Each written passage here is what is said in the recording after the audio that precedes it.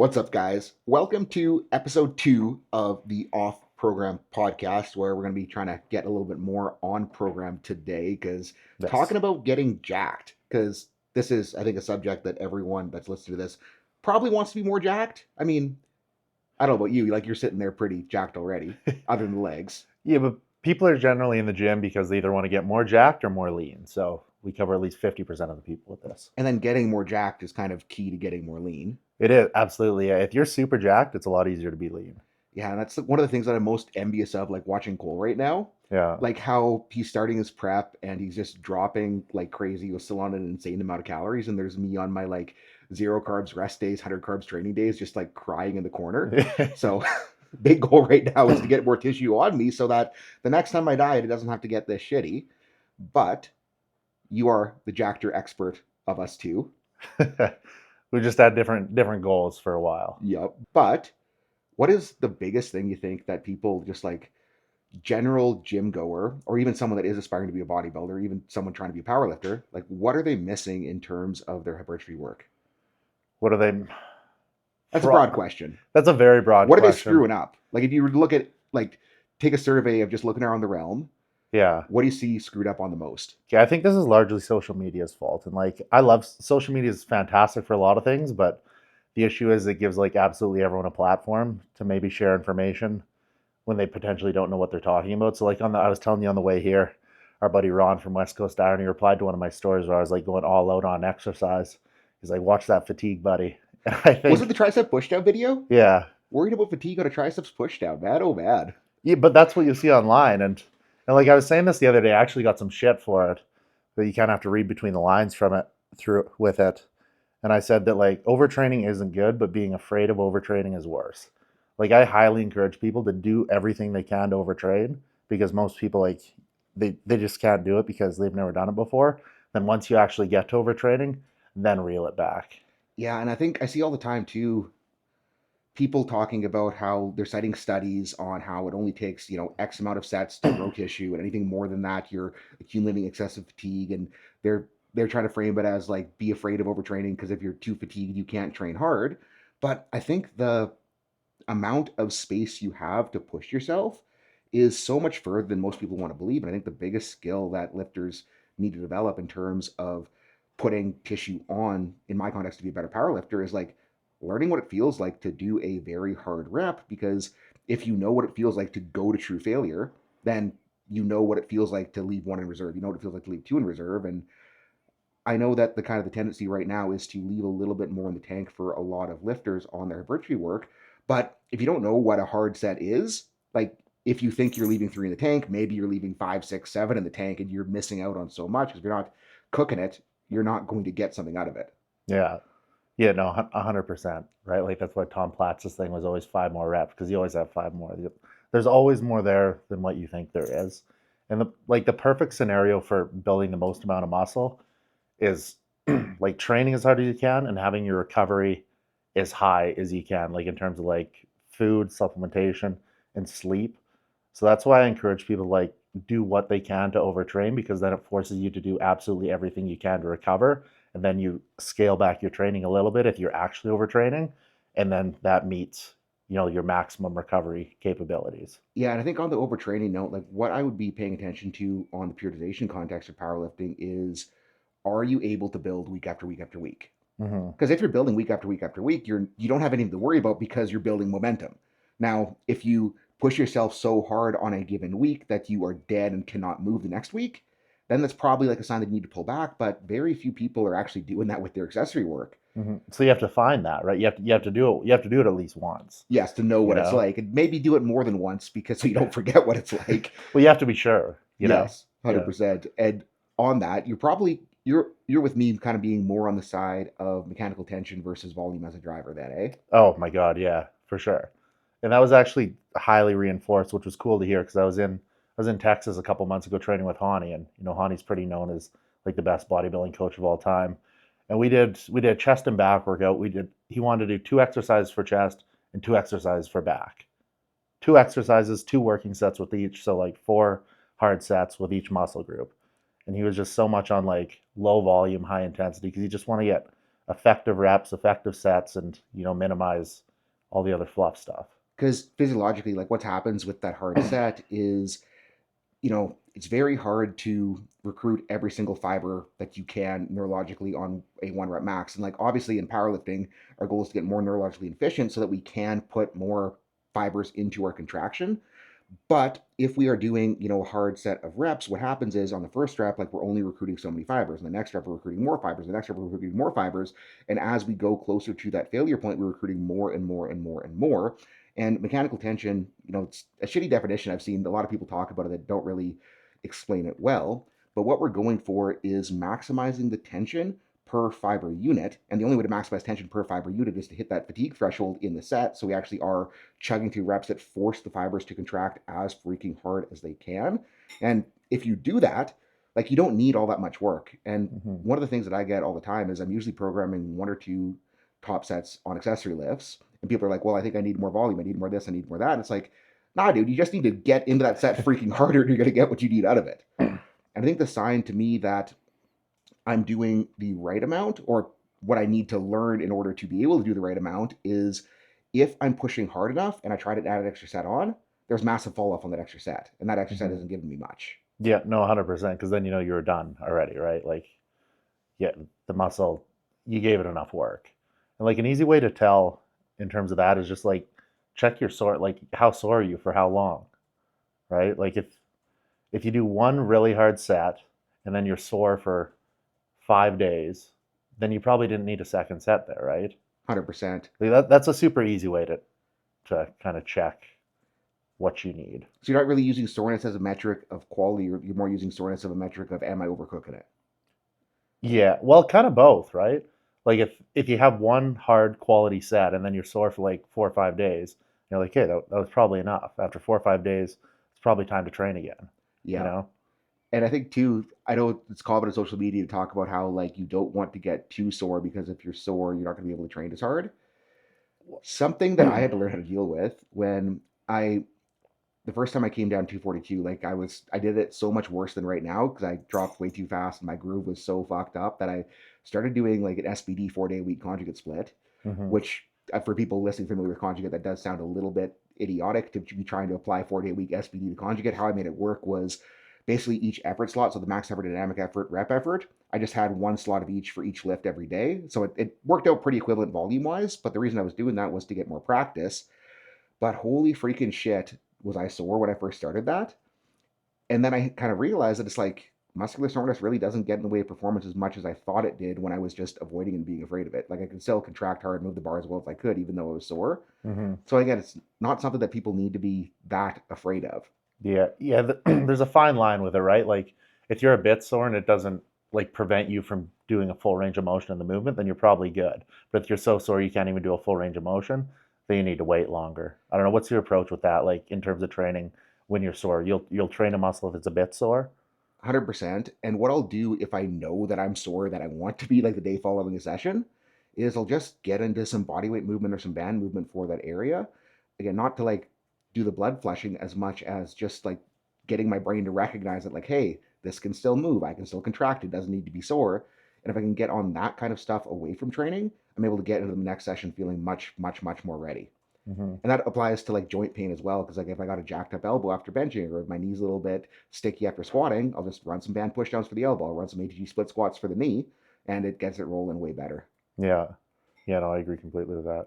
Now, other social media trends, optimizing positions to target certain fibers. Okay. Give me an example. Like, I think one of the most recent ones that was really annoying me for a long time was like everybody like getting on that single arm cobra pull down trend because they're talking about how like if you do a pull down on a bar, it's not touching lats, and this is so much more optimal for hitting your lat compared to a pull down. Oh, yeah. And it's like, yes, but you're missing the point, in my opinion. And I see it a lot more too, is like just trying to like, what's his name? I even forget his name, but he was on this kind of big old rant about trying to maximize leverages and tricep push down, talking about how if you are doing a rope push down, you're screwing yourself out of leverages on the triceps. Like, what's the thought process behind that? They're trying to just put more tension in certain positions or certain fibers compared to others. And again, like you being dumbfounded by this, you probably see a lot less of the annoying biomechanics folks than I am in my algorithm. Yeah, for sure. Mine's much less biomechanics, but mine's more like um, avoid fatigue. Okay, so you're getting the worst end. Avoid fatigue and main gain. Yeah. Which like I understand. Look, you can do a lot of things a lot of different ways, but what I don't like or what kind of bugs me is saying that like the other things don't work, like the bulking and the cutting. Like it does work. It's what's worked for like 80 years. Yeah. What's the logic behind not bulking, not cutting? Just because like to grow muscle you need to be in a calorie surplus. And then I guess what the debate is how much of a calorie surplus you need to be in, right? Because like in a like in a perfect world, like you should be able to grow muscle, efficiently in like a 300-400 calorie surplus. Except the reality of it just doesn't seem to work as well, right? Like go up to 1,000 or 1,500. Yeah, and that kind of goes back to what we're talking about last episode with the whole being a little bit aggressive post show, right? Mm-hmm. You want to kind of take advantage of being able to suck everything into the muscle as much as you can with the insulin sensitivity high. And if you're just reverse dieting out, like yes, you will stay leaner, but you might be shorting yourself on the growth, eh? Mm-hmm. Yeah, and it's just about being sure. Like okay, 500 calories might make you grow, Yeah. but 1,000 calories will for sure. And like And I if you kind of stop that before you become a fat ass, and that's the thing. Like I alluded to this a bit in the last podcast we did. That's why bodybuilding it's super visual, and you just don't let yourself get too fat. Don't let your body fat percentage get too high, right? If you see it getting too high, okay, then you need to cut it back a bit, right? And that's the whole like bulking and cutting thing. yeah, and I think too, it's just the advantage of it in my eyes, again, compared being the guy that did not main gain, but I did the perma bulk no cut, Mm-hmm. is when I was doing that, it's like I didn't put on tissue for years. Yeah. I was still training my accessories. I was in, based on my fatness or relative surplus, definitely not a deficit. But it's like my insulin sensitivity was so shot that I just wasn't gaining tissue. And it's like now that I'm lean again and my training's dialed, it's like I'm actually visually it looks like I'm putting on tissue even in this disgusting of a diet phase. Yeah. And I think it is just because my insulin sensitivity is finally in a place where it's actually working again. So do you do low days like on your rest days? Do you like do lower calorie or lower carb days? Yes. Yeah, see, I think those are fantastic for keeping your insulin sensitivity high and keeping your body fat in check. It's just like the days you're not training. I'm not big on. I wouldn't look at like lowering calories, but lowering carbs specifically because that seems to be what's most correlated with actual insulin sensitivity, which is what you want to keep high. Yeah, and what's wild to me with like Justin's, he has the low days, he has medium days, he has high day that's pushed pretty hard right now, and the low days are pushed pretty hard the other direction.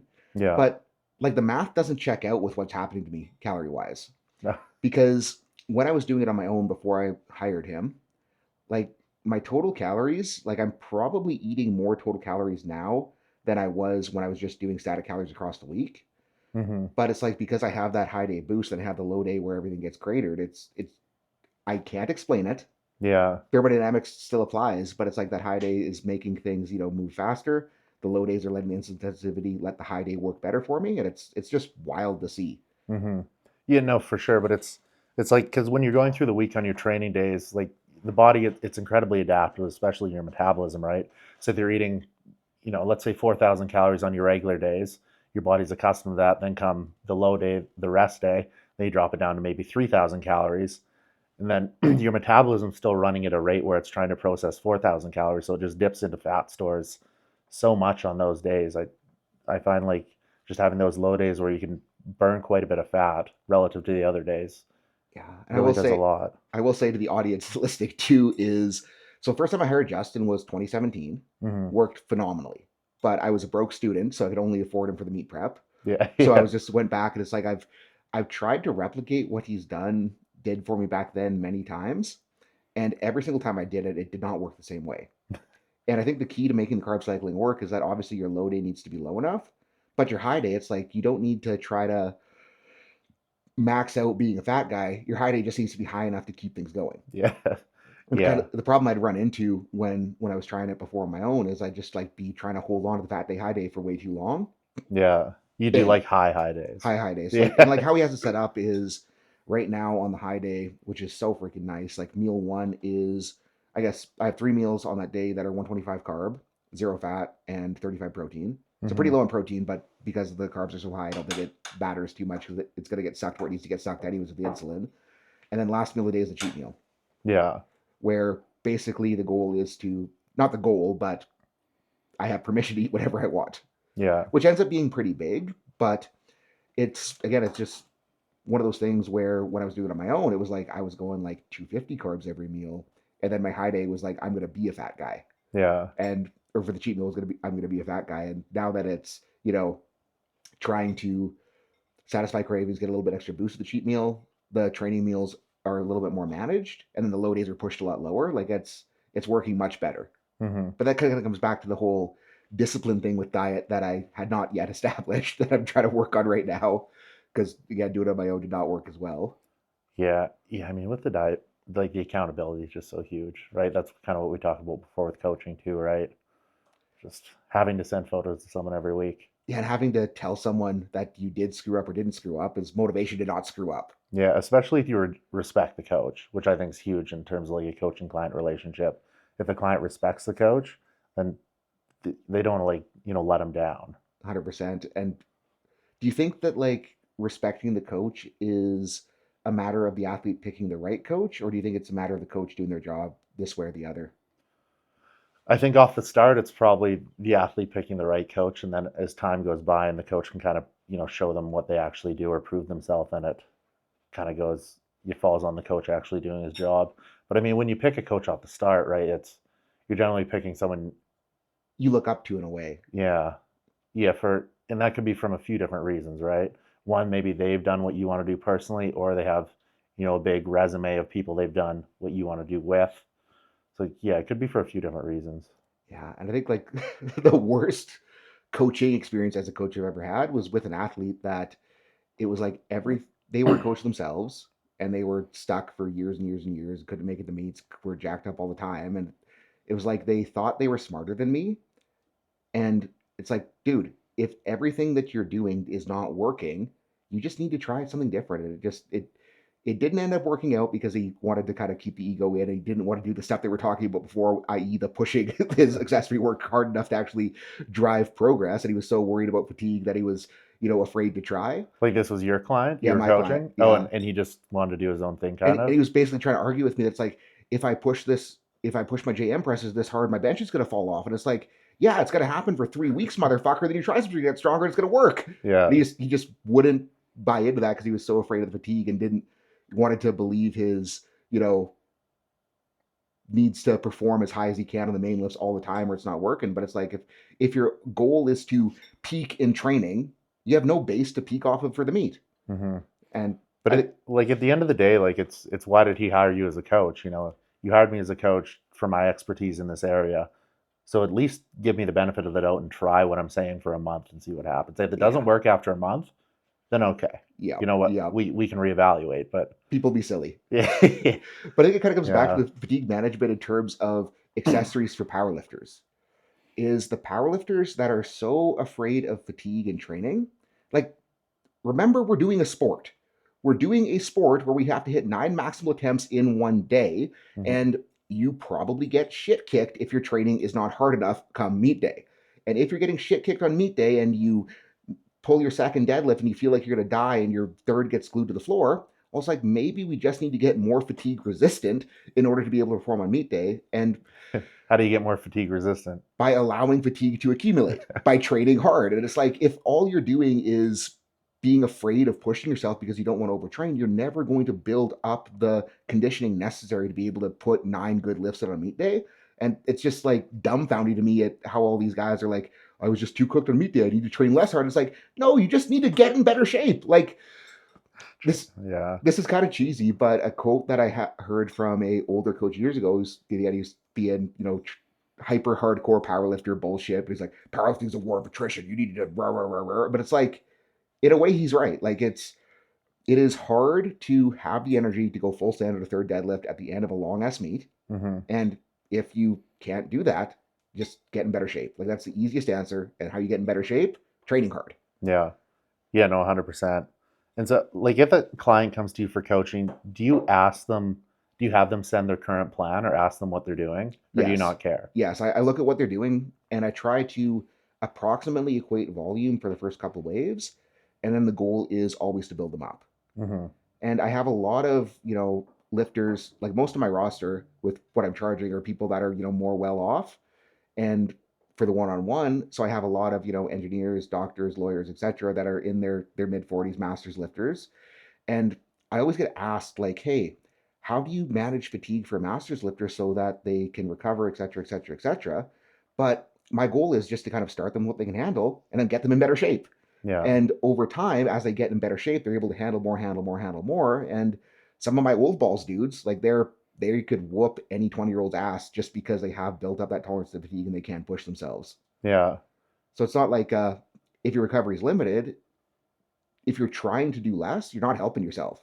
You need to try to progressively do more so that you can handle more. And once you can handle more, you can handle it. Yeah. 100%. And you don't do their diets, right? No, I don't touch diet because, again, not an expert on that Yeah. front. Yeah, so I think that's a bit different with like powerlifting versus like the bodybuilding, because when I start with a client, like I don't care at all what your current plan is. I don't even want to see it. I just send them a questionnaire to get all the information I need, so then I can build the diet in the training program that I think is the best that fits your body. But I mean, obviously that's different when you're trying when your main goal is to progress certain lifts. Like you probably have to feed off what they're doing a bit more. Whereas me, I totally revamp it because that's why they hired me. They Mhm. wanted something different. Yeah. And not that I'm not revamping it, it's just that I'm trying to equate volume. So Yeah, like and that makes movement sense. selection is absolutely revamped because where most powerlifters are missing right now in their programming is they're just not doing the accessory lifts and supplemental lifts that will build their mains. Hmm. So if they, clearly have a triceps weakness and they're not cooking triceps, we're going to start cooking triceps. If it's a Yeah, pec thing and they're not doing enough pec work, we're going to tweak things around to give them more pec work. If it's a quad thing, they're not doing quads, they're going to get more quads in there. hmm, So I am revamping there, but I'm just trying to keep the total work relatively equivalent, just so we're not yeah, smashing them too hard at the beginning. yeah. No, that makes sense. And to clarify, I asked what their calories are, so I have an Yep. idea where their calories Yep. are. But in terms of like what foods they're eating and all that, I'm revamping it all, and Yeah. we'll just go from there. What's the goal with that? With revamping it, Yeah. because like in my head, I have a certain selection of foods that I think are the best foods for most people to eat. And like with my questionnaire off the start, like I ask, like what your schedule is, how many times a day you can eat, do you like eating breakfast, when do you train, are there any foods you can't eat or allergic to or strongly dislike, whatever. And then with all that information, I build the diet that I think is the best. Because in my head, I have these foods that I know work very well for most people. And then unless for some reason they can't eat it, that's what I want to go with. And why do you think those foods work better than others? Because they work best for me. Yeah. Yeah, and then just doing it on lots of clients over a long period of time. But yeah, just like a combination of like an ideal macronutrient split from what I've seen, and then micronutrients. Yeah, and that's kind of what I was getting at is like, sure, you can get protein from eating a sausage, Hmm. but if you're getting protein from a lean source with better micros, you're going to do better. Yeah, for sure. And again, like I'll make the plan and then I send it to them and I say, like, what do you think? Is there something you would really like changed? And if they want, let's say there's beef in there, and they're like, oh, I love sausage, Travis. Like it's, Yeah. I look forward to it every day. Then I'm like, okay, if it's gonna improve your quality of life that much, fuck yeah, we're having sausage. Swap it out. You Yeah. know. And I think it kind of comes down to it's like the bodybuilding foods from my experience working with Justin is he's got a pretty tight food list as well. Hmm. But it's just not even so much that the foods work better, but it's like because that the foods on the list are basically like the protein sources are pretty much entirely protein. The carb sources available are pretty much entirely carbs. The fat sources are pretty much entirely fats. Like there's not Hmm. that much spillover, so it makes it so much easier to manipulate as well, eh? So is his diet like macronutrient based basically? Like a meal two is 50 protein, 50 carb, Yeah, whatever. so it's And macronutrient based, and and then there's a list of then there's a list of foods that you can apply to those macro slots. yeah. See, I'm very much in the same camp. I write like the recommend like I'll just pick one and then I'll say, you know, like would you like any variation? Would you like substitution? Because we can swap ground beef for ground turkey. Like that's pretty close to the same thing. And are your meals so like if you have like two meals that are going to be identical macros on a day, Yeah. would you do different foods for each of those meals, or would you just keep it the same? It dep- that depends. Like I I would leave that up to them. Like on the plan, I'd probably just list the same meals. Like for example, like I'll give you like an average diet. Like the majority of people eat 5 meals a day. Mhm. Like, obviously some do a bit less, some do a bit more. And like if they're training later in the day, like meal one would be a couple whole eggs. So you get those omegas, those healthy fats, egg whites, oats, fruit. So then you get carbs, so you get fiber, and then you get fructose, which is the only carbohydrate that can replenish liver glycogen, which I think there's probably some benefit to. The next 2 meals would be 8 ounces of chicken, 200 grams of rice, then a teaspoon or a tablespoon of extra virgin olive oil.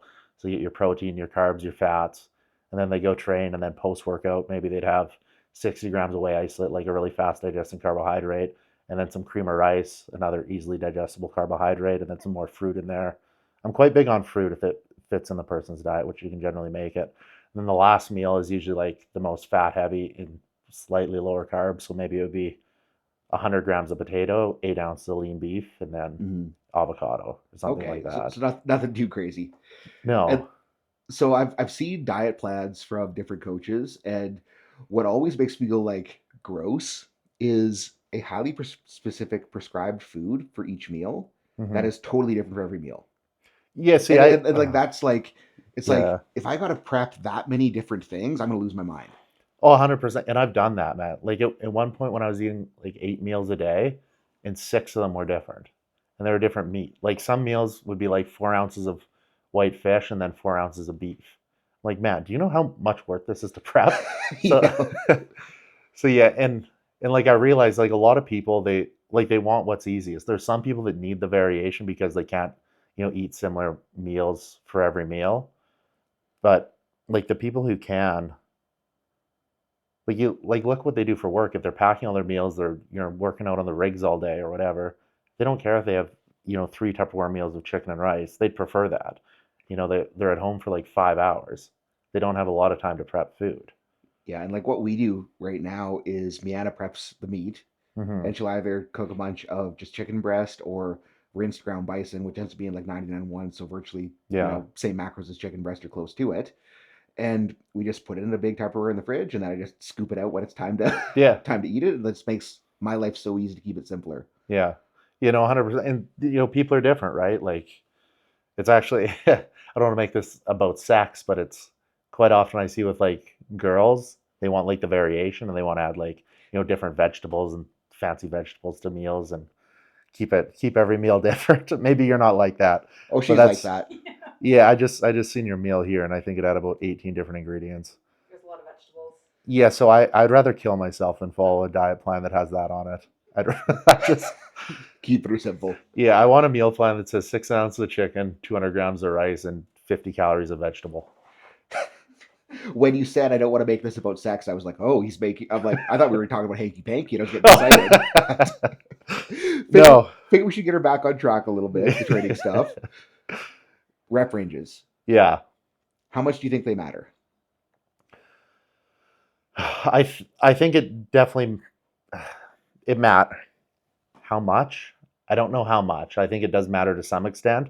And like with my training, like I hit all the rep ranges just in case. Yeah. Like if I'm doing chest and I have 5 exercises for it, maybe the first fly, I want you to fail at 15 reps. The next is an incline press. I want you to fail at 10 reps. And then, closer to the end, maybe we're doing a flat dumbbell press. I want you to fail at 6 reps because you might as well fail in every single rep range is kind of my view of it. Yeah, I'm okay with that. And like coming from the research perspective, like if you look at Brad Schoenfeld's stuff, he's basically showing many times that in terms of creating mechanical tension, that it doesn't really matter whether it's a hard set of 5 or hard set of 20, as long as Hmm. you hit that point where you get an adequate level of effort, like it's going to make it grow. Yeah. And the counter argument to that is, the fatigue nerds will say like, oh, if you're training above 8 reps, you're accumulating too much fatigue. It's just junk volume. But it kind of comes back to how I think about it in terms of a powerlifter context is like obviously the big movements that I want to get to carry into the barbell lifts. I want to push those as heavy as I can while still generating hypertrophy stimulus. So I'm, 4, 6, 8 reps on those. But then it's like the littler, smaller movements. Like I can't make a triceps push down productive if I'm going to a 5 rep max. Yeah. Yeah. Well, then it comes into like a joint health perspective, right? Yeah.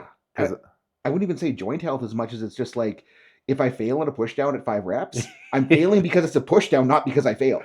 Yeah. Yeah. You know?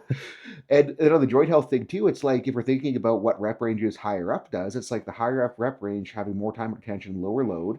So human connective tissue is what's called viscoelastic, which basically means that it behaves in a way that's both viscous and elastic. So the rate of force development, like how fast, how hard we're pulling on the tendon, changes its degree of elastic properties. So if we're pulling on a tendon a little bit less hard, we can get more relative stretch of the tendon if we're pulling on it less hard compared to a heavier weight, because it's going to react stiffer if we're snapping into the tendon, Mm-hmm. which is good for force production. But if all we're doing is snapping tendon, snapping into tendon, snapping into tendon, we're not lengthening the collagen near as much, and we're not going to get that healthy tendon feel good stimulus. So on the smaller movements, I'm a huge fan of pushing hard but pushing higher reps, while acknowledging that there is going to be fatigue cost. But again, if you're worried about fatigue and tricep push down, you're probably worried about the wrong Yeah. shit. Yeah, for sure. And like the reason I do different rep ranges throughout, a training day is because you can find studies like that one, right, that say it doesn't matter. You can find ones that say, maybe high reps will be better. And I'm sure you could find ones that say low reps will be better. So if you do them all, then You're covered your bases. yeah. And if you're doing a chest day and you have 5 exercises, why would you do all 5 exercises at 8 reps? Yeah. That's crazy to me. That's crazy. Do them all. Do every rep. And man, like Jay Cutler always used to say this. He said, "You want your legs to grow? Just," in his voice, he's like, "Just do 20s, bro. Just do 20s." And that blew my legs up. I only do 20 reps on leg press now. And if you progressive overload 20 reps on a leg press up to a lot of weight, tell me your legs don't grow, man. Yeah. And that kills you. When we trained with Dan Bell in Florida, like Dan did 4x20 on every accessory. That was just 4x20 was his thing. Yeah. When he did accessories, he was very good about talking about doing accessories, not very good at actually doing them. But when he was doing them, it was 4x20 across the board. So I was like, I'm going to do what Dan does, 4x20. Yeah. And maybe it didn't work as well as it could have, because I think what I'm doing now is a little bit more effective scaling the rep range to the movement. But it definitely did not work. Like I hit a pretty damn big total doing 4x20 on everything.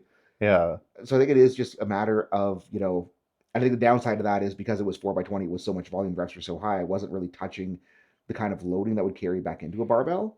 But again, as long as effort's high enough, like you're going to get something out of it. Mm-hmm. Yeah, like train to failure. I think everyone should agree that train to failure is the main thing. Whether you're doing 20 reps or you're doing 6 reps. And when you say failure, yeah, what do you mean? I mean, as many reps as you can physically do. If you're by yourself and if you have a spotter, then +2. Yep. Yeah. Yeah. And I think like I'll add a little bit of my least favorite word, nuance, to that. Yeah. So when I'm thinking about failure for a powerlifter in the context of accessories, like powerlifters are really good at letting it get sloppy to move more weight. Right. Yeah. Okay. Yeah. And if I'm dealing with a powerlifter and we're trying to get them to push the RP, RAR pretty damn high, I need to make sure that when they're pushing it high, they're not just cutting range off their dumbbell press to get more reps. They don't just start bouncing to the bottom to get more reps, because if you have to cheat from the hardest position, you're no longer getting stuff out of it. And those bonus reps are not really helping you. And it does kind of come back to the whole, like, if we are cheating failure to get more reps in, like, yes, there is going to be the fatigue cost. I'm not worried about fatigue cost in terms of being a dork here. I'm worried about it in terms of, like, are we going to be able to be productive at our next movement? Are we going to be able to be productive at our next session? So I'd way rather see it kept tight, kept strict. But same thing, it's like, go till it sucks until you can't go. And like on the smaller movements for me, it's like, I will literally push until I can't do another push down. I'll push until like I fail halfway up the delt raise. Yeah. Yeah. And like what I make very clear with all my clients is like it's progressive overload with standardized form, right? And then you hit failure with standardized form. If you compromise your form like halfway through the exercise or to get those last few reps, then you're no longer progressing that exercise. You're doing a different exercise. And they'll always kind of have a conversation around, like, if I try to like talk about this and like people are like, well, Jordan Peters is just moving weight. It's like, look at how he's fucking training. He's the most, he's just moving he's the weight? most precise person I've ever seen that move that level of weight. Yeah, using him as a crazy example. That's people be silly. Yeah, just move weight, bro. But it's like, do you see the standard that he's holding himself to at execution? I've never seen his last rep looking different than his first rep. Yes, which is a good way to like base if you're doing it properly. Look at your last rep. Does it look like the first? If it does, then okay, cool. If it doesn't, we gotta If it doesn't, you change the exercise. Yeah. Or try to tone her down a little bit, be more strict. And I think with powerlifters, it's the level of strictness and intent that a lot of intermediate lifters have on their mains isn't very good. And then Hmm. because they aren't very good at holding that together on the mains, they're not very good at holding together accessories. Yeah. But if we can learn to hold it together on accessories and chug through that gross sticking point without deviating, that's when we're going to get better at chugging through the gross sticking point on our main lift. Yeah. Yeah, no, I agree. And bodybuilding training might differ a little bit from powerlifting in this sense. Whenever like I always say have good form. I tell my client don't have perfect form. I want you to have good form. If you're too focused on like having 100% perfect form, then I find it takes too much away from the load or the reps you can get. I want you to have good form, and then I want you to get really strong at that. Yeah. And in the powerlifting, so many people are like obsessed with their technique. And they're Hmm. obsessed to the point of their squat technique that's like, oh, if they have breakdown, they're not going to put more weight on the bar. Oh, They're so stressed about where their knees are going that they're afraid to go up because they don't want their knees to crash too hard. yeah. But if you're doing that, like in order to display technique under maximal loads, we need to touch near maximal loads or at least heavy enough loads to get better displaying technique there. So we still need to be touching those. And obviously, we don't want it to be going to absolute shit.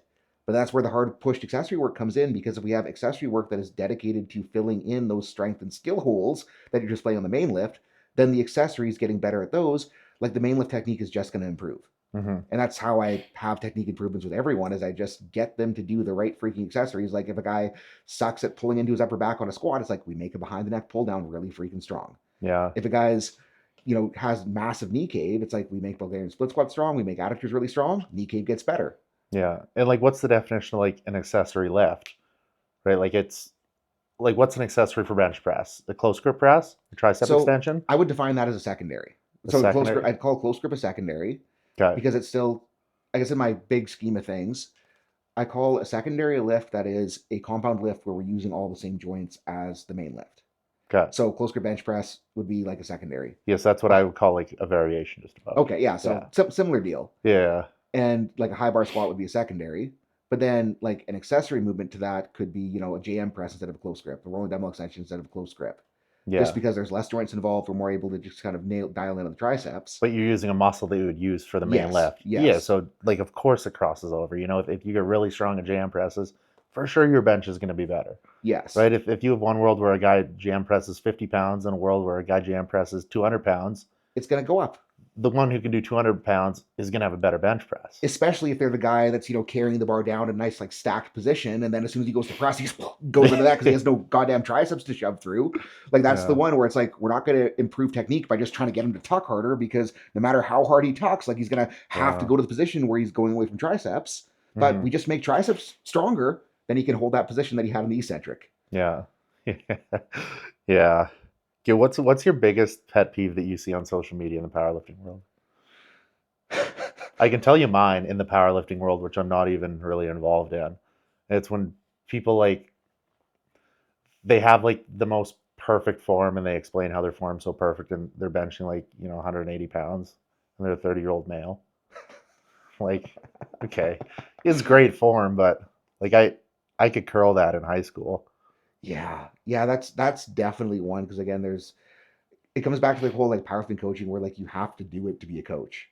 Like you have to have struggled hard enough to get better to be a coach. And again, sure, like someone may have had to struggle to get to 185, and like if they had to really struggle at 185, they might know what they're talking about. Yeah, But if fair. but if a dude is just worried about looking pretty and wants to avoid all hip shifts and he's worried about imbalances, like yeah, that's gross. Yeah.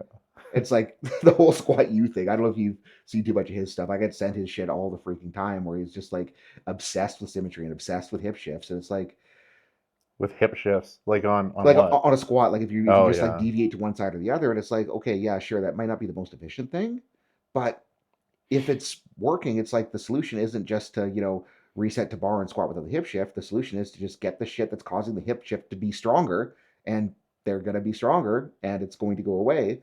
But it's not that like we're trying to fix the shift for the sake of symmetry, for the sake of correcting imbalance. We're Hmm. trying to fix the shift to make the squat more efficient. Yeah.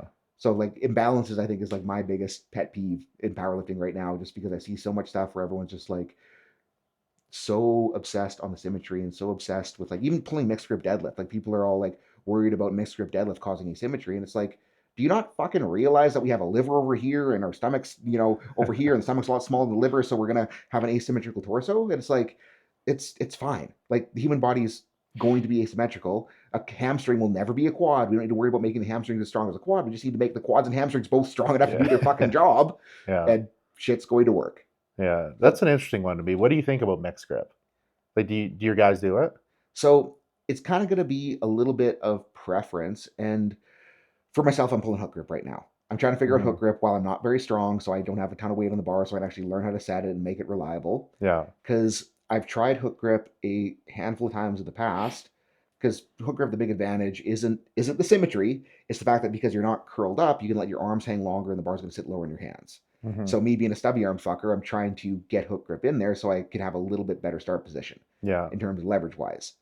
Now, the reason that I didn't succeed my previous attempts at pulling hook grip is I was trying to pull hook grip for the first time ever when I was expecting to load 7, at the start of meet prep. Yeah. And going from 0 hook grip to load 7 and not knowing how to set it, it would just fall out of my hands. Yeah. So I was like, this is dumb. This doesn't work. So kind of my take on hook grip versus mixed grip is theoretically hook grip will be a better leverage position to start from because you are able to let the bar hang lower, but hook grip tends to be a lot less reliable if a guy doesn't know what he's doing. Just in terms of the grip. In terms of grip strength. Yeah. And like, you'll see this all the time. This is another pet peeve, is like all these dudes that are like, hook grip is the best thing ever, hook grip, hook grip, hook grip. And then you watch the deadlifts on meet day and it falls out of their hands. Yeah. And it's like, is it really that good for you? Yeah. And for that guy, maybe not. And I recently had a lifter, Keelan, who went from, when we started, he was like a little skinny fucker at 6'4". Like, he was trying to compete at 242 at 6'4", just way too skinny. So we got him, investing in a fork, hammer and food. He's now, he's now about 290, so still way too skinny for his height to be a good lifter. Not fat, like relatively lean, still has abs. Yeah. So we gotta push that up higher. But he was really good at hook grip when he was leaner. But since he got bigger, like, his hands got thicker, he can't quite hold it secure. So because he wasn't as secure hook, it's like, okay, even if hook grip's a better position, I'm not letting you drop a deadlift on meet day, so we're just pulling mixed. Yeah. You said he's 6'4", 190? 290 now. Oh, 290. That's a pretty big dude. Still too small. Too small. Still too small. Like, no, I agree. I'll have to send you the vlog I did, because I went to Ireland for his last meet. I'll just send you the vlog. Oh, there's that dude. Just so you can see him next to me, because like, he's big, but still skinny. Is he wide? Could be wider. Well, I'm glad he did powerlifting, not bodybuilding. Yeah. else he'd have to be even bigger. Yeah, but he still like looks lanky. It's like, if he could get himself up to 310, 320, like, he'd have so much better leverages for bench, and the good things would happen. He wouldn't have to fight for his squat so much. But the other thing with the hook grip versus mixed grip is everyone's worried about biceps tears on mixed grip. Just because, like, when your hand's under, it's easier to want to curl the bar. Yeah. It's like, first solution is just don't curl the bar when you're deadlifting. You're not doing a goddamn 800-pound curl. Like, keep your freaking elbow locked, keep your tricep straight, flex your tricep. The other thing mechanically that contributes to bicep tears on deadlifts is that if you lack external rotation of the shoulder and you cannot get your hand around enough, in order to get more supination at the wrist, if you allow elbow flexion, you get more supination. So a lot of times the guys that are tearing their biceps is they're forced into that elbow flexion because they lack the shoulder external rotation, and they kind of have to curl into it. And then if the elbow's a little bit flexed and they pull the deadlift, it straightens out. That's a shit ton of force the bicep tendon was not expecting to get. So that's another thing when they go twang. Yeah. Yeah. Underhand pulls, not even deadlifts specifically, but deadlifts for sure, like with the mixed grip. Probably because, like, in bodybuilding, they're not as focused on, like, form. They don't have someone like you watching, their form on the lift and making sure that they're not doing any type of curls. Underhand rows, just like a flat bench press, are things that I stay away from. Like, anything that's known for tearing muscles in bodybuilding, we just stay away from. Yeah. Yeah, because it's not so, like, form intensive as, like, powerlifting. Because I know with, like, your coaching, you're watching, like, all their lifts, right? You're checking that out. Whereas, like, in bodybuilding, it's more visual, right? Like, I'm looking how they look, how they feel. It's not watching every single exercise. So we stay away from things that are higher risk of injury. And that's kind of funny to think about, because, like, if I'm dealing with a guy that does lack the rotation to get under from mixed grip, is I will actually get him to do underhand rows. Really? Not for the goal of maximizing loading on this, because this isn't one that we're trying to build shit with. This is one where we're just trying to let ourselves ease into a stretch that we control, get that rotation, get that supination, let it all go. Because if we can get better at letting it go there, we're going to be able to get our hand on better for the deadlift. Mm-hmm. So it's one of those things where, like, yes, risky, but my whole take on like bad movements, or like movements that get a bad rap for being, dips bad for your shoulders, behind the neck press bad for your shoulders. But if you can get yourself in shape to be able to handle those movements, you can use those movements to become more resilient in that position. And if you're more resilient in that position, the joint's going to work better. Yeah. Yeah, assuming you have the flexibility to do that. But it's like Oh, we just scale it to the point so we can use the movement to build the flexibility. yeah. So it's not like we're just like, okay, guy has shitty shoulders, we're going to program weighted dips for a max set of 6. Yeah. It's like we're going to put a Yeah. shit ton of reverse bend on there, a ton of weight on the assisted dip, and just make it smooth, not force the range, and then make the goal over the coming weeks not to reduce assistance, but to increase range of motion, increase access, increase control. And then once they establish that they can control full range of motion with a lot of assistance, then we start pulling assistance back. Once they can do a body weight, we start adding load. And it's like if a guy can go from not being able to do dips to being able to do dips, like their shoulders 10 times out of 10, they feel way better. Oh yeah, and they're going to get a lot stronger. Yes. By just because they can do that new movement and progress it. And old powerlifters always talk about, again, like going back to the avoiding dips, is like old powerlifters talk about dips. Everyone that does dips ends up with beat up shoulders.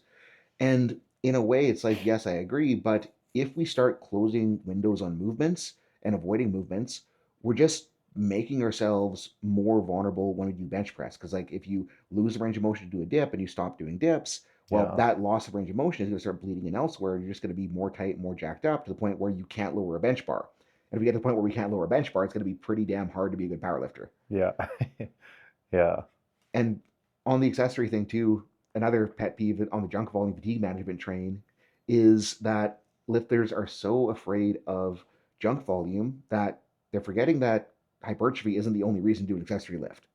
Like, we can do accessory lifts for getting more flexible. We can do accessory lifts to build conditioning. We can do accessory lifts to make an injured area more durable. So if we're afraid of junk volume and we're afraid of digging into those higher rep sets, because if you're doing the dip for the goal of shoulder range of motion, if you're doing sets of 6s, you're not really going to have the control or the time or attention to increase flexibility.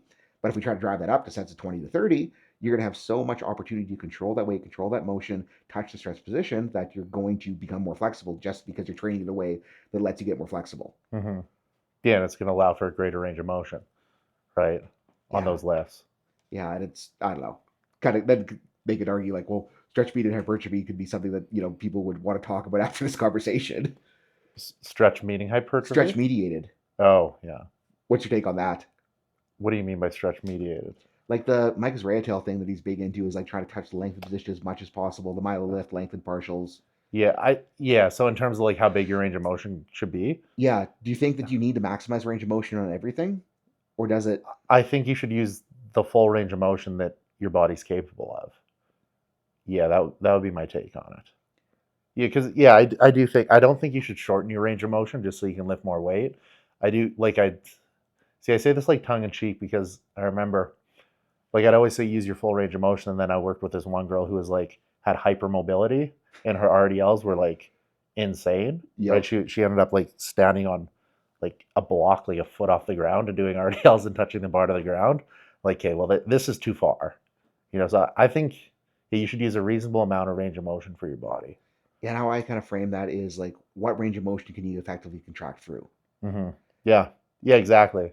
Yeah. And I do like biasing stretch position more for the sake of making that stretch position strong, so that we end up like, if you end up missing a squat and getting shoved somewhere where your knees have to be really bent, like you're not going to blow your leg off.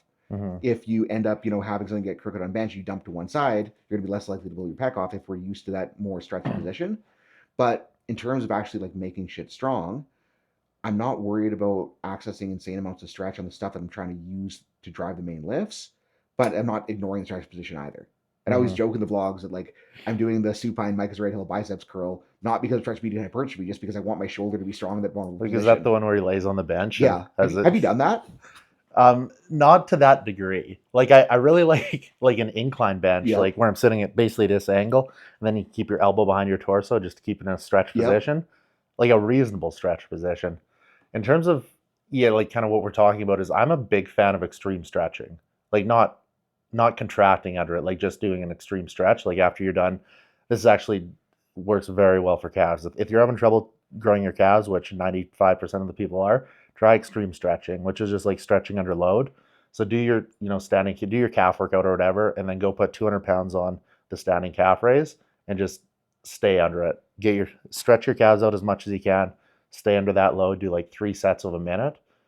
Extreme stretching works. I'm actually a big fan of it. I'm not a fan of like doing your reps, that deep on certain exercises, but like just holding a stretch when you're done training. Because after you do like a few extreme stretching sets, you're not going to be able to contract it. You're done, Or like on chest too. It's huge on chest. Like even just like lie down on a bench after you're done training chest and let your arms sink down as far to your sides as you can and let it stretch out. I think that stuff's great. Is that coming from like a Dante dog crap influence? That's probably where it all came from originally. Yeah. No, actually 100% that's where it came from. Yeah. DC training. Yeah. And what's funny is when I kind of like when I did a little bit of dog crap experiment, I was dealing with like really bad vastus lateralis pain on my squats. So what I was trying to do was trying to figure out something that would let me train squats at a lighter load, still get something out of it. And because I was doing the extreme stretching between every set, it was like, I'm getting less sensitive in the range of motion when my quads hurt, and my squats started feeling better. Yeah. I didn't stick with it long enough because it was one of those things where it started feeling better. So I was just like, I'm just going to start trying to bias that position more and loading. And what I ended up doing instead of the dog crap extreme stretching, I was basically doing like a couch stretch to try to really push into vastus lateralis. I just started doing Bulgarians in that position. It kind of did what I wanted it to do. But alternate strategy for calf growth, dreamer bulk to 344, and just walk around until you feel like your legs are going to explode, which might only be 3 steps. Yeah. But like, that's the only thing I attribute to these things being big, because I've never trained them once in my life. Yeah. But I just got very fat. Just like life was a calf raise. Yeah. Oh, that's probably the case for more than 50% of the people with good calves. They were just at one point overweight in their life. Did you see, I don't know, this is like old internet, but like the dude that lived in San Francisco and had to walk up hills to work every day with the giant ass calves? No, but I believe it. Like, they're absurd. Yeah. But that's so I'm just going to keep going on calf training because this is something I find I talk about a lot with my clients, because a lot of them ask like how to get big calves. And the thing with calves is like you use them all the time, right? Like everywhere you walk, you're stimulating your calves. So to actually do enough to get a growth response, you have to like beat the shit out of them. And so that's why like I love the extreme stretching for it, because you don't go through that in your everyday life, just like using your calves walking around. Calf training isn't something I've been too obsessed with because I never really had to. People ask me all the time how do I grow my calves. Well, I put calves, like I generally put more calves in a plan than probably some other coaches, because like fucking love big calves, man. It's the arms, it's the arms of the lower body. It sets you apart on stage. It does. It's another thing to just make the physique look complete. Yes. Yeah, so then whenever they see like 2-3 calf exercises in the plan, they're like, man, like my calves don't grow. Why am I doing this? And I'm like, brother, we're going to make They will grow. Yeah, they will grow. You follow this, do it for 6 months, they're going to grow. But it comes back to like hammering the part enough to actually make it do the thing. Overtrain it. You have to overtrain your calves.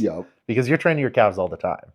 But is it really overtraining then? I don't even know the overtraining's a thing, bro. I think it's just, it's just a word. But like powerlifting perspective on calf training, it's like I'm not really worried about like making calves strong, making calves big. Like bigger calves is almost a disadvantage because you can't get your goddamn knee sleeves on. I know, yeah. But that's my biggest problem right now is I got skinny little knees and not the biggest calves, but they're half decent. Yeah. And it's like getting the new generation stiff knee sleeves over my calf. Like I got to size up 2 sizes of the knee sleeve to get them on. And then when they're on, they're loose, so it's a pain in the dick. But when I'm thinking about like calf training and powerlifting, I'm thinking more about like, again, like coming back to the range of motion creation, because a lot of lifters, their ankles kind of suck.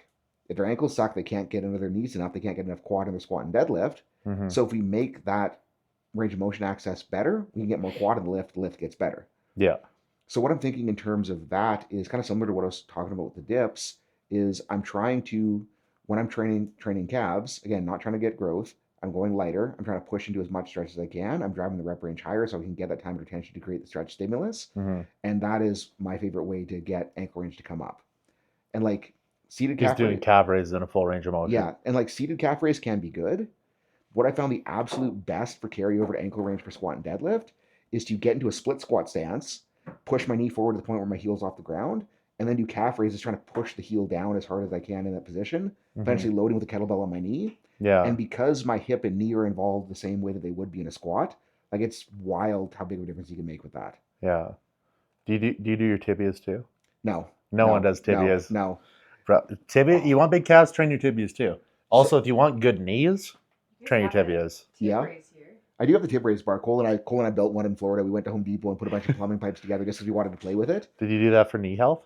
So yeah, we started with that kind of after following user toe guy. Yeah. And there's a lot of pushback against his tib ant training in like the strength and conditioning world because I think people are misinterpreting it in a way because like people are like seeing him talking about training tibs for knee health, and then they're like, well, training your tib isn't going to be the one thing. Worry about your knees.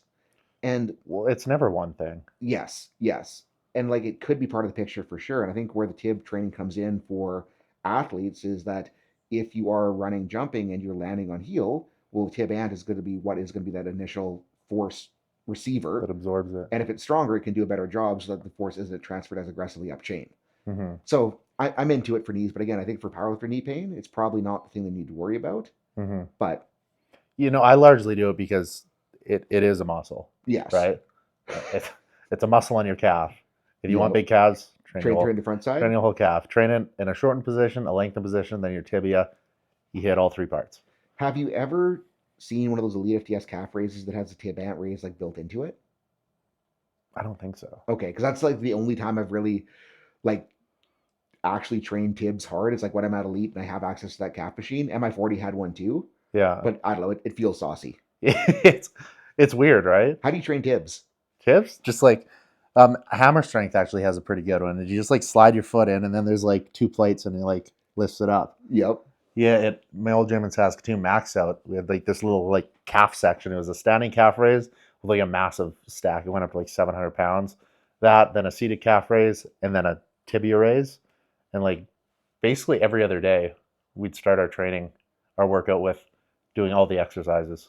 Yeah. And when I've programmed tib work, like some of the times it's been for guys that, again, we got to manage ground contact in sport. But other times, what I've done tib work the most for is like guys with lumbar herniations that end up with drop foot, so the tib ant just totally shuts off and they can't pick the foot up.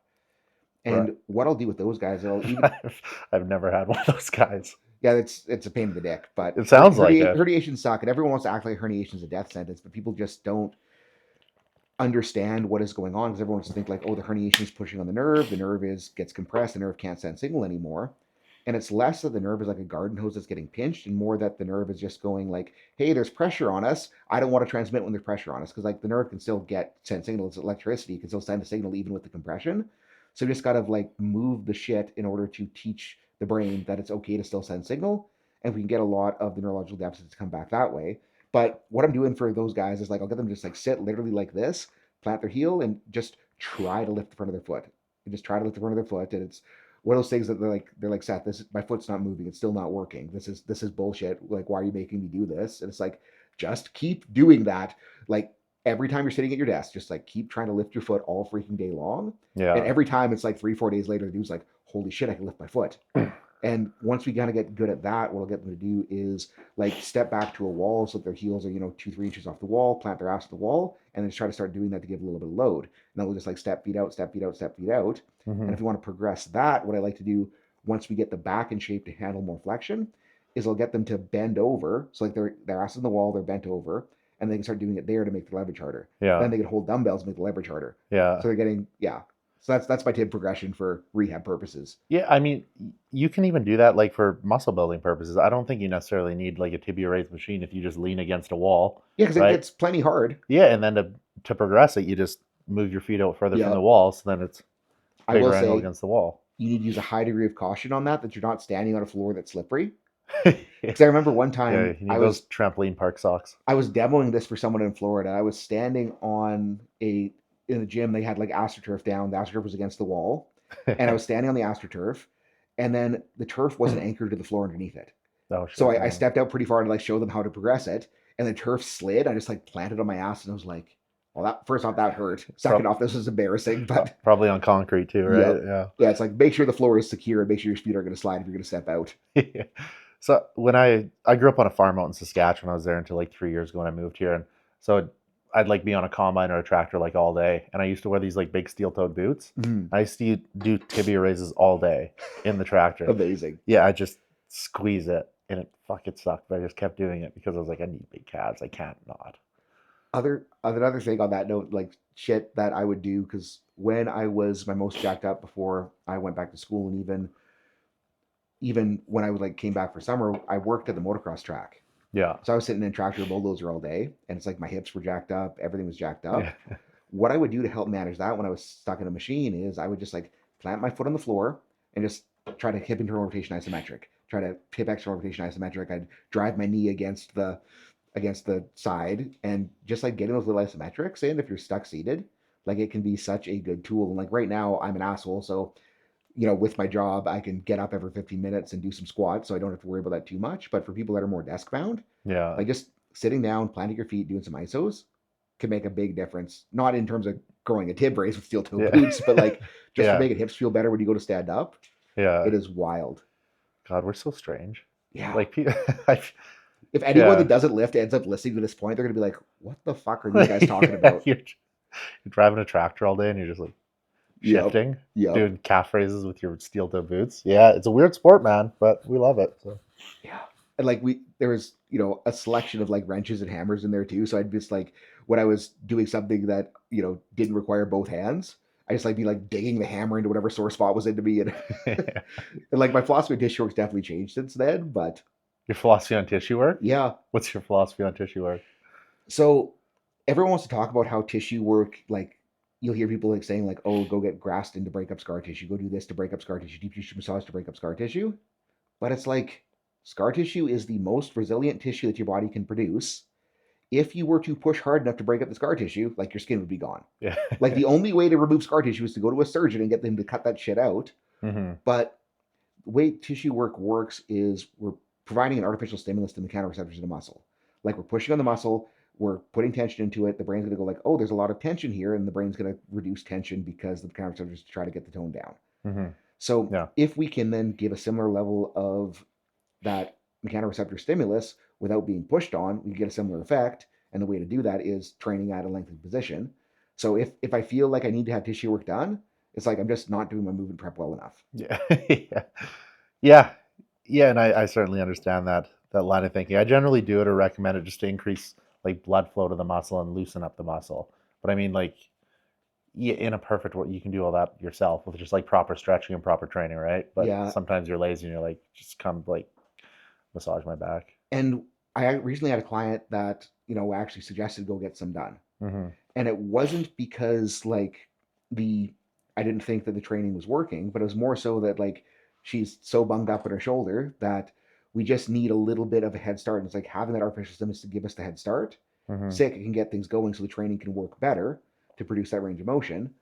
But the caveat there is that if a powerlifter gets dependent on getting tissue work done or gets dependent on dry needling, because it is like an artificial stimulus and you can only, push so hard on the tissue, or you can only stick so many needles in your tight muscle, you're going to run out of stimulus eventually, and there's no way to progress from there. And if that's all you're doing, you're going to be screwed. Yeah. Well, yeah, or you just have a lot of money. Yeah. Yeah. Yeah. Yeah. I used to be big on deep tissue work when I was big because it just made me feel better. Yeah, absolutely. I'm okay with it for that context. Yeah. But Yeah. in terms of actually like solving problems, Mm-hmm. Yeah, no, training's for a better sure. tool. Yeah. See, I'm also big on things that improve quality of life that make it possible for them to do this long term, right? Like I said with the sausage example earlier, right? Like I don't think eating a sausage is as good as eating a steak, but if it improves your quality of life and it makes it easier to adhere to the plan, fuck yeah, eat the sausage, man. What about cheesecake? Cheesecake? No. No, you're not gonna go that far. Yeah, I just dropped you as a client. Yeah.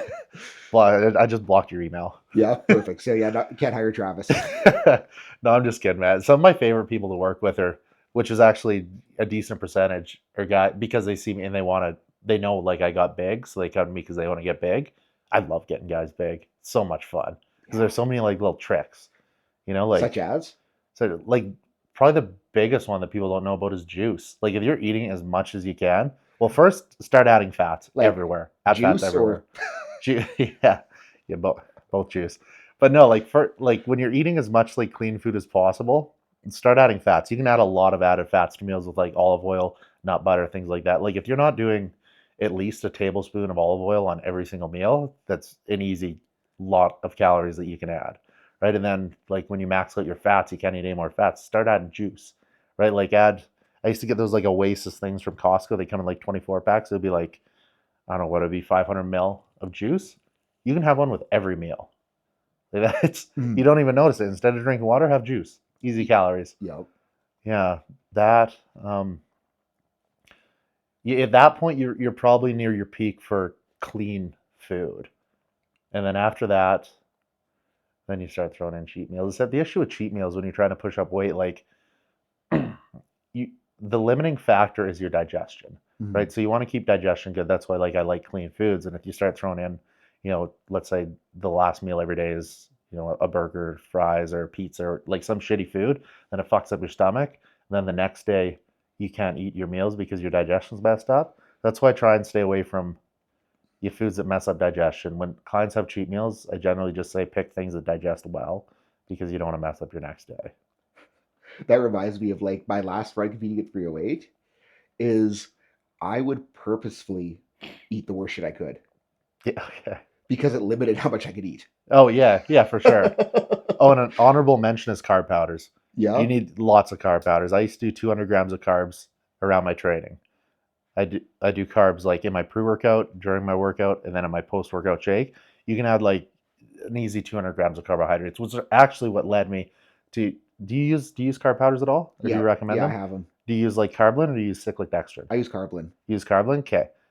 Have you ever used like a lot of Carblin? No. No, okay. So No. this is what led me to finding out about cyclic dextrin. This was like 6, 7 years ago before it was a thing. Now you hear about cyclic dextrin all the time because I was doing the 200 grams of carbs like in my training, and the carbon was absolutely ruining my stomach. I was like, okay, there has to be like a better carbohydrate. So I'm like looking online, trying to find everywhere like what I could use, and then I started finding like cyclic dextrin. A few people were writing about it online, so I found I can't remember what website, but I started ordering like these 20-pound bags of cyclic dextrin. Digests way better. It's a bit more expensive than Carblin, but it digests better. So here's me with my little tiny carbs I get in my intro. Like I'm only getting 25. Oh yeah, yeah, you're good with Carblin. The like the taste and I don't know the mouth feel of cyclic dextrin. I just don't like it as much. Is Carblin? Like the texture it puts in the water.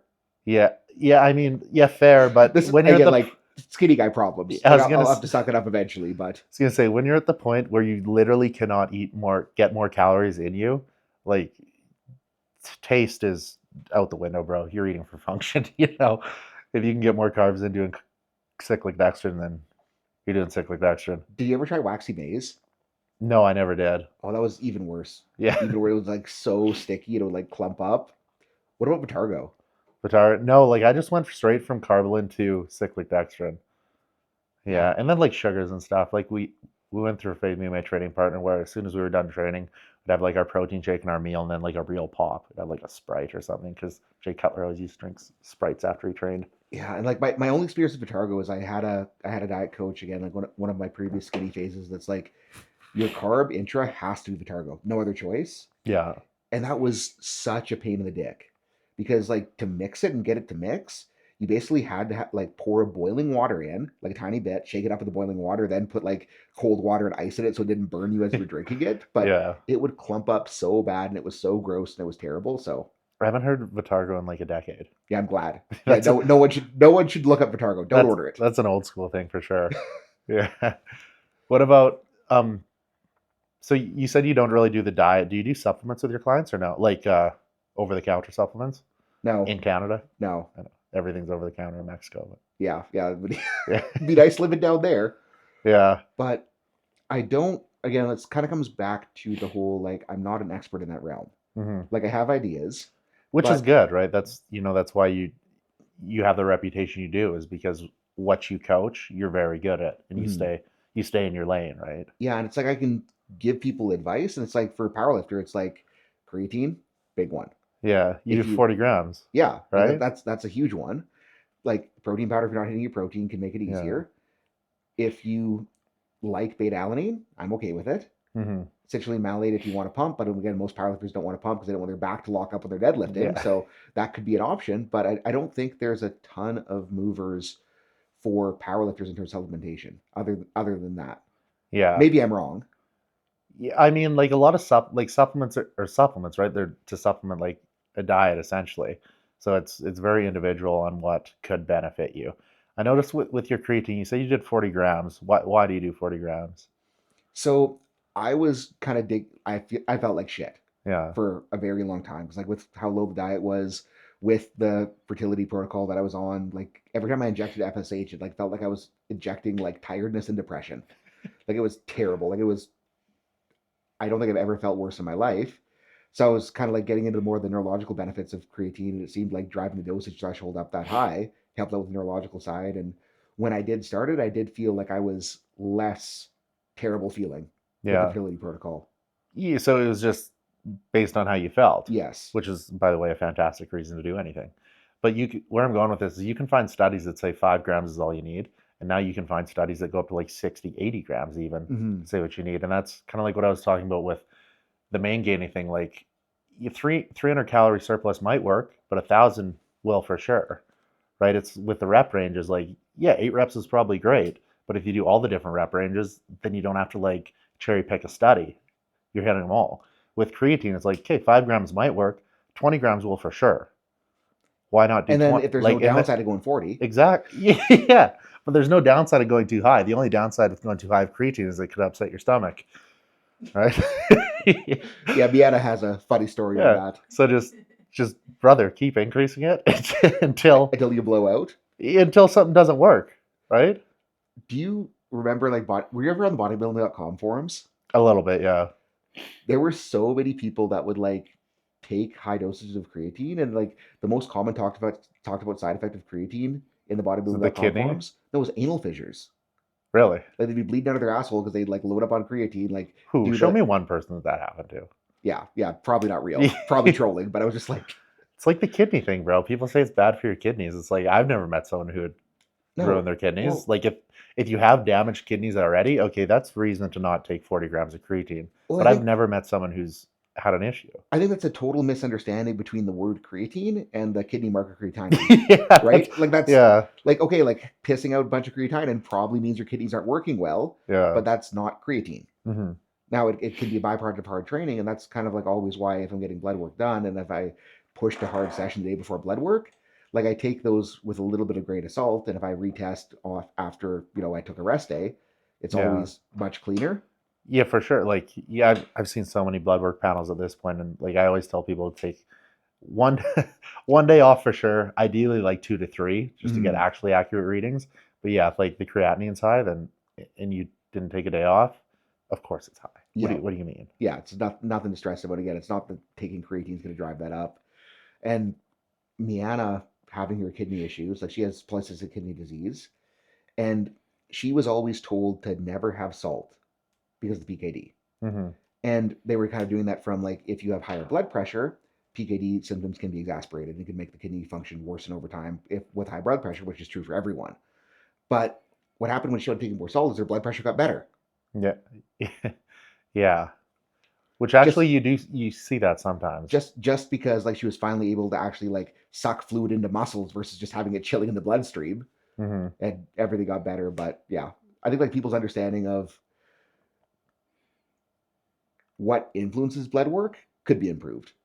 For sure. Yeah, and yeah, I mean that's pretty niche, And right? there's Like not a lot of people know about yeah, that. but there's so much shit that just like was taught 30 years ago, just gets repeated, gets repeated, gets repeated, gets repeated, to the point where my mom's sending me reels on how I should be drinking less diet pop every single day. The aspartame Yep. can give you cancer. Supposedly. Yeah, well, I mean, point at something in this room, give me 3 hours, and I will find a study that says it gives you cancer. Like, Listening to guaranteed. Young Gravy. What's that? Listening to Young Gravy on vinyl. I That probably already gave me cancer. Like I'm screwed from all that. You give me 30 minutes in Chat GPT, I will come up with an argument. Yeah, perfect. And Gravy's awesome, man. I don't know what you're talking about. Oh, I love it. I love it. I love them. But Yeah. I figure we're off program enough. Miana's giving me the winks. What are we doing on time? You're past 70 minutes, I think. Oh, batteries didn't die? No. Holy shit. Well, on that note, cameras. hire Travis for your coaching. Links below. Hire Seth for your powerlifting coaching. Yeah. Hire me if you want to get fit Yeah. and win bodybuilding shows. Yeah, don't hire me if you want to win a bodybuilding show. I will not be able to help you. He'll get your squat to 1,000. That's a hard guarantee. Just guarantee it, bro. You've done Yeah? it for Yeah, I've done it 5% of your 1% of your clients? with how many people like on the team right now. The percentage I've gotten above 1,000 pounds is pretty low. But done it once. Compare that to the percentage of people globally that can squat 1,000 pounds. Yeah. I've probably contributed to a very high percentage of the total 1,000-pound squatters on Earth. Yeah. Should do the math on that one. Yeah. There's not a lot of those people. But anyways, goodbye. Catch you next week. This is Off Program with Travis and Seth. Cut. Sick. Okay.